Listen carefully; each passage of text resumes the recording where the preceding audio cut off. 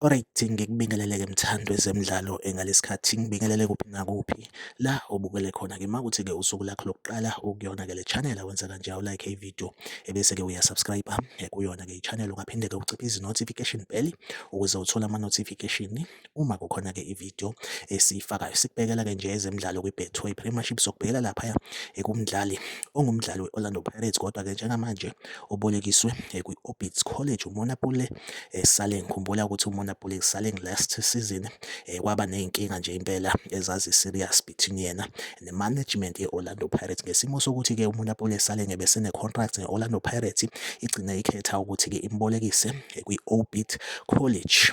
So udaba-ke oluthanda kakhulu osukwini lanamhlanje ukuphuma kwamazwi omqeqeshi we-Orbit College ukuthi-ke uMonapule Saleng ngathi-ke akayidilivi lento abayilindele kuyena, okwenza sibe nokuthuka singabalandeli be-Orlando Pirates uthi-ke mhlampe i-Orbit College singayibona mhlampe makuphela isizini imchitha uMonapule Saleng if kuwukuthi akawanyusi amasokisi. Kodwa-ke okubuye kwabuyisa ithemba ukuthi umqeqeshi uthe usazobheka ukuthi-ke iqembu ngabe lidlala kanjani uma kukhona uMonapule Saleng compare to ama-games la asuke engekho khona. Kodwa-ke nje uphinde wakhipha namazwi ukuthi uMonapule Saleng kuzomele anyuse amasokisi kuyona-ke i-Orbit College. Kodwa-ke sinethemba lokuthi-ke umfana uzowezwa lawo mazwi bese-ke enyusa amasokisi, ikwazi ukuthi i-Orbit College ithembele kuyena, kanjalo nomqeqeshi akwazi ukuthi-ke ambone ongumuntu ongalisebenzela iqembu. Iyona update nje engiyiphethe-ke njengamanje. Like ividiyo, usubscribe